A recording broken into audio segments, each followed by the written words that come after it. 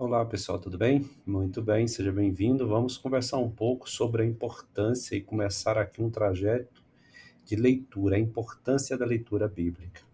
Nós sabemos que nós católicos, né, tradicionalmente nós temos um costume assim não tão interessante, né? Somos fracos no sentido de leitura bíblica, quando nós tomamos por referência a comunidade em geral. Se você chega numa igreja, numa paróquia, numa comunidade e perguntar assim, olha, quantas pessoas aqui faz a leitura constante, né? Ou a leitura corrida, ou a meditação da palavra, ou o estudo bíblico. Infelizmente, não é um costume. Isso se decorre por quê? Por causa da tradição, no sentido em que nos últimos tempos ah, não se teve tanto acesso à Bíblia, né? Claro, considerando aqui o Brasil, né? A questão da leitura também, culturalmente a nossa leitura é fraca, mas também a prevalência de um certo devocionalismo, né? Então, o devocionalismo está mais presente nas nossas comunidades. É, ele vem em primeiro lugar, vamos dizer assim, em muitas questões, em muitas celebrações, do que a própria palavra, né? O próprio texto sagrado, os textos sagrados, a Sagrada Escritura. Às vezes hoje tem aumentado, né, tem crescido, claro, mas não é uma coisa que isso não tem melhorado, sim, tem melhorado, mas infelizmente ainda não se chegou numa porcentagem significativa. Então aqui a gente faz esse trabalho nessa intenção de ajudar as pessoas a tomar consciência da importância da leitura. E hoje nós vamos partir então justamente do início da primeira carta de São João. Algumas pessoas perguntam assim: olha, por onde eu devo começar a ler a Bíblia se eu não tenho essa prática? Bom, claro, não dá para começar por Antigo Testamento, assim, a não ser que seja acompanhado com um teólogo, um professor, um biblista, que tenha consciência dessa necessidade pedagógica.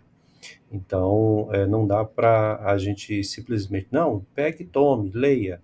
Não, não é bem assim, né?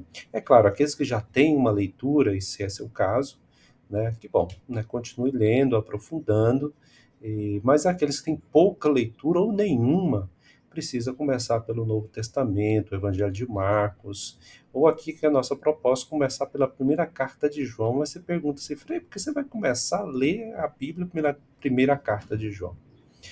Primeira coisa é que é um texto curto, né? São poucos capítulos, 5 capítulos, e é de fácil entendimento, vamos dizer assim.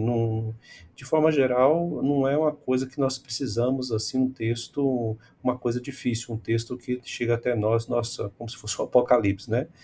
Não, não é, né? Então dá para a gente entender bem, e talvez uma leitura corrida, a gente percebe, assim, já dá para pegar o sentido maior da carta. É lógico, depois, no estudo, a gente pode aprofundar o porquê foi feita aquela carta, para quem foi feita, quem são esses, a origem desse escrito, né?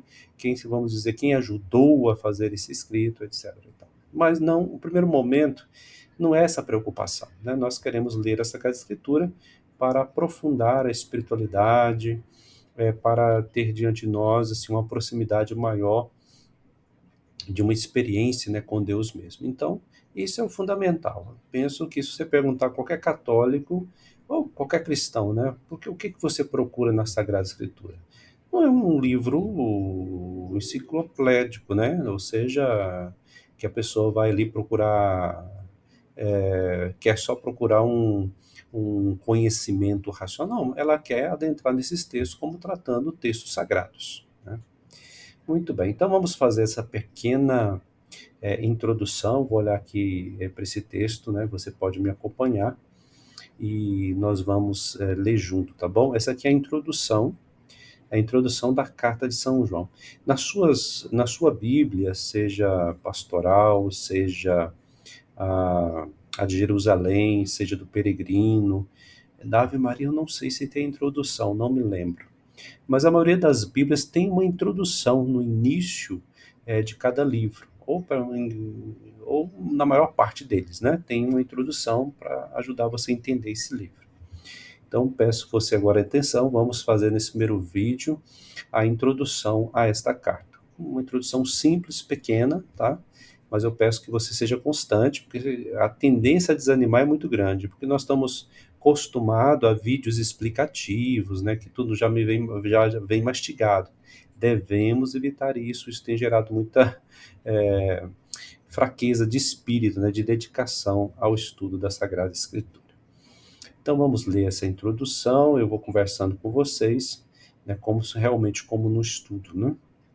Então, nessa introdução que eu estou fazendo aqui é da Bíblia Pastoral, da editora Paulus. É um resumo, uma introdução, tá? Então, o autor da primeira carta de João é o mesmo do quarto evangelho, ou talvez um discípulo dele, escrita provavelmente no fim do século I.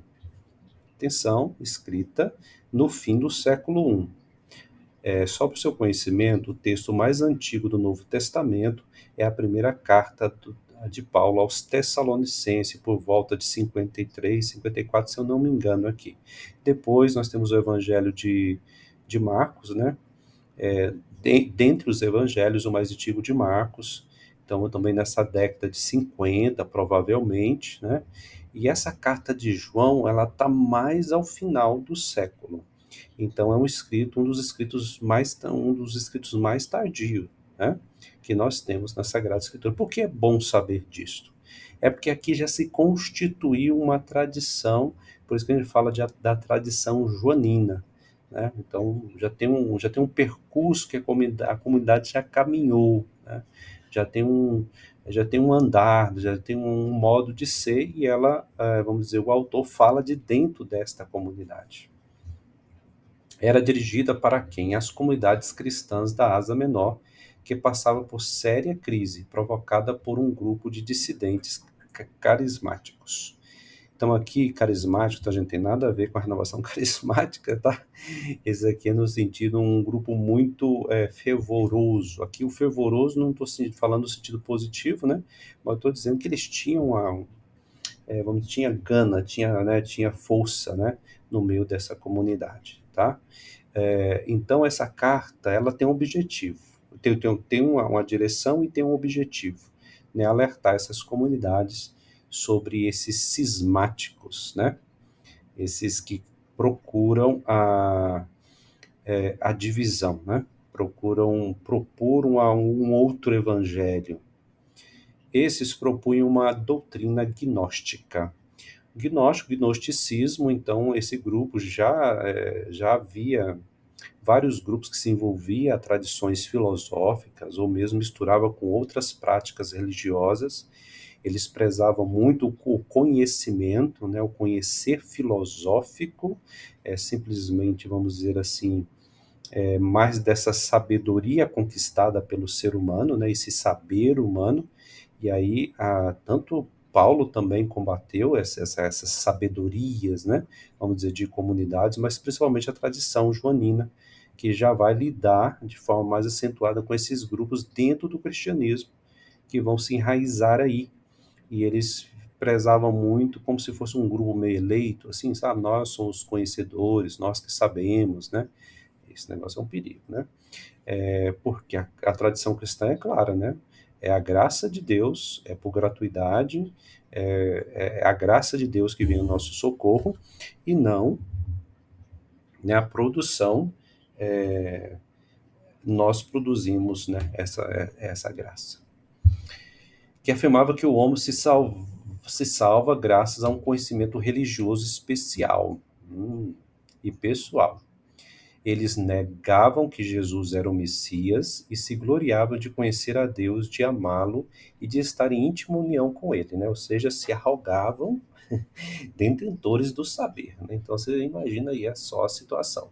É bom que a gente sabe disso, né? Essa carta tanto servia para aquela época como também serve para nós. Nos dias de hoje, que tem grupos que acham que conhecem a doutrina, estão, né? Ótimo, não? Como eu sou santo, né? Porque eu sei a doutrina, eu sou melhor, né? Afirmavam-se iluminados, livres do pecado e da baixeza do mundo. Então a gente tem que ficar atento até hoje mesmo, porque essa carta não serve, a leitura dela não serve para hoje. ficar atentos, porque às vezes tem pessoas que pregam isso, né? Grupos, né? Ó, participe, que nós somos um grupo que tem a graça de Deus, nós estamos em estado de graça, somos melhor do que esses pecadores, né? E por aí vai. O grupo fora, vamos dizer aí, não davam importância ao amor ao próximo, né? Talvez só o conhecer e praticar, né? Os ritos, e talvez até odiasse, hostilizasse a comunidade. O grupo fora rejeitado, mas algumas comunidades ficaram inseguras e confusas. A carta mostra que é vazio e sem valor qualquer espiritualismo que não se traduz em comportamento prático. A carta de João, essa carta, ela vai o tempo todo associar fé e prática. O tempo todo, tá? Isso é bom a gente ter em mente, né? À medida que a gente vai ler, né, aí os primeiros versículos, a gente vai perceber isso, né? Prática, não separar, né? Prática e fé. Não é possível amar a Deus sem amar ao próximo e sem formar comunidade. Se Deus é Pai, os homens são filhos e filhas de Deus, e, consequentemente, todos devem amar-se como irmãos. Deus manifestou seu amor por meio de Jesus, que tornou possível o amor entre os homens. Daí o perigo negar que Jesus é o Messias, o Filho de Deus, que viveu e deu a sua vida pelos homens. Por outro lado, somente pela fidelidade ao exemplo e mandamento de Jesus é que o homem tem vida plenamente humana. Tinha essa tendência de negar que Jesus assumiu a nossa condição, né? Nesse meio gnóstico, que ele assumiu a nossa carne, né? A matéria, a nossa situação, né? De homens e mulheres, né? Que sofrem as intempéries, né? Da natureza, da vida biológica. Eu não sei se vocês prestaram atenção. Existe pessoas assim, né, entre nós que pensam que não, né, Jesus era Deus, então ele não teve essas coisas que nós temos. Bom, uma coisa é certa, ele não desobedeceu a Deus, ou seja, não pecou, né, nele não há pecado. Foi igual, semelhante a tudo ao ser humano, menos o pecado. Mas esse menos o pecado não quer dizer que ele não teve angústia, né, por ver tantos filhos que segue não a Deus, né, mas o próprio orgulho. Chorou sobre Jerusalém, chorou sobre o amigo Lázaro, decepcionou, né, pelas traições, pelo abandono dos seus discípulos na medida que ele chegava a Jerusalém, né? Então, essas frustrações da vida, como também as situações limites do corpo humano, né? Ele todo passou por isso que foi sofreu, né, o flagelo da crucifixão e, né, tudo isso ele sofreu na própria carne. O centro da carta é o amor. Vamos ficar com isso na cabeça, né? Lembrar fé, prática, amor. Fé, prática e amor, né? Ou fé, amor, prática. Que traduz a fé em vida concreta. Amar ao próximo significa conhecer a Deus, viver na luz, estar unido a Deus e aos irmãos, não pertencer ao mundo e cumprir os mandamentos. Portanto, amar a Deus é praticar a justiça, é ser filho de Deus, obter o perdão dos pecados e libertar-se do medo. Muito bem, quem ama não permanece no medo, né? Tem mais confiança. Aqui também a gente vai perceber depois, vamos comentar sobre isso, né? Às vezes a gente vê uma pregação da religião do medo. Às vezes as pessoas vêm até Deus, vêm à igreja com medo de Deus, com medo de ser castigado, com medo de ir para o inferno, né? E a gente vai perceber que a centralidade da carta é o amor, né? Deus nos amou primeiro e assim também ele nos convida a amar os nossos irmãos. Muito bem, vamos seguir nesse estudo. Primeira coisa, você tem que ler, tá? Vai lendo. Quantas vezes eu devo ler? Olha, quantas você achar, né? E nesse estudo aqui, você pode depois, né, ler, rabiscar, escrever. Se você não gosta de riscar sua Bíblia de estudo, não tem problema. Ah, você pode riscar? Ué, você escolhe. Se a sua Bíblia de estudo é para estudo, né? Se você não gosta de riscar de maneira nenhuma, eu conheço pessoas que não gostam, né? Então pega um caderno, escreve do lado, ou cola aqueles post-its, né, do lado assim, algum papelzinho dentro, para que você vá refletindo, escrevendo, tá bom? Ficamos assim por hoje e encontro você no próximo vídeo sobre a primeira carta de João. Vamos passar diretamente para a leitura no próximo vídeo. Com Deus e até mais. Tchau.